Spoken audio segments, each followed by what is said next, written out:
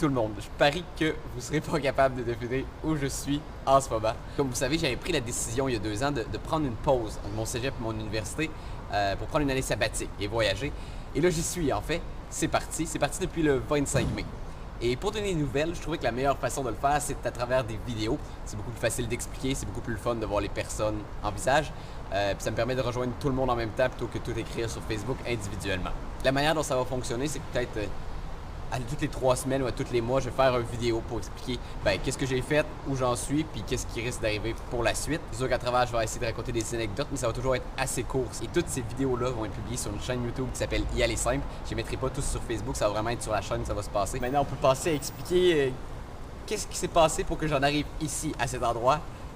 Cet endroit, ma foi, que je ne pensais pas être avant 5 jours. Non, 6 jours environ. 6 jours que j'ai décidé de venir ici avec Émilie qui est partie en quête de changer un 10$ américain en change. Vraiment, 25 mai, quitte la Pocatière.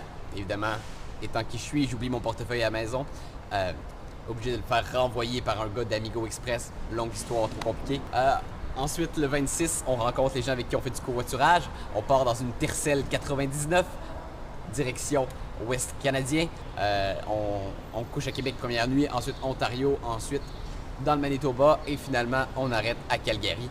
Ça a vraiment été quand même un voyage très cool ça, puisqu'il y a des gens qui nous ont carrément offert de dormir chez eux sur la route, ce qui nous a évité de payer des couchers. Donc vraiment une belle expérience. Et pour ceux qui ont l'intention de faire Canada est en ouest en passant par les plaines, préparez-vous, c'est plat. Très plat. Rendu à Calgary, on prend le bus, on arrive à Banff et là, bam! Là, on est motivé. Là, on va se trouver un emploi. C'est ça le plan numéro 1. Plan A, on se trouve un emploi à Banff. On s'en va au Job Resource Center. Il y avait moins de jobs qu'on pensait.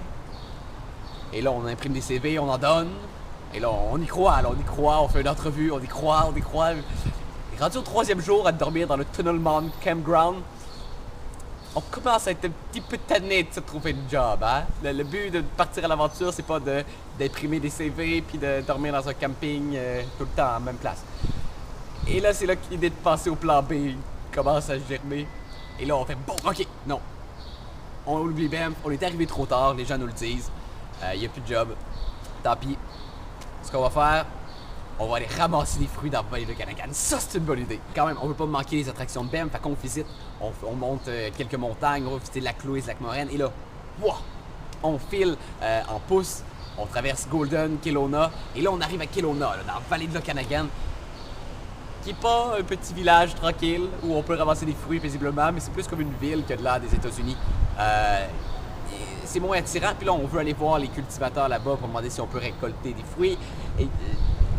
Et c'est loin d'une ville, les gens qui font pousser des légumes et des fruits. C'est comme en dehors de la ville. Et là, on passe au plan C. On oublie de travailler cet été, on oublie ça. On fait juste voyager. Fait que là, on part, là, on va visiter Kelowna. Génial! On arrive à Kelowna. Il y a une attraction, c'est se baigner dans le lac Okanagan, qui est froid et brun. Mais c'est le fun, on s'est baigné dans le lac Okanagan. Et là, c'est là que l'autre plan commence à germer, c'est qu'on fait qu'est-ce qu'on va faire dans le Canada pendant tout l'été? Oui, c'est le fun, le Canada, mais yeah. On fait vite le tour, hein? C'est quand même 3 jours le traverser. Fait que là, on achète un billet d'avion vers une destination pour le 15 juin. Et en attendant, on peut visiter, fait qu'on s'en va à Vancouver, on s'en va à Victoria, on va voir des petites villes autour de Victoria. On fait de la petite randonnée dans le Gold Stream Park. Et là, on retourne à Vancouver, prendre notre avion. Et ça, c'était pas mal hier, je dirais. Et là, aujourd'hui, il est 5h10 du matin. Oui, c'est bien ça, je sais pas. J'ai bien changé l'heure. On est à 12h. Non, attends. On est à quelle heure, Émilie? 6h de vous actuellement. On est, moi, Émilie, à Honolulu.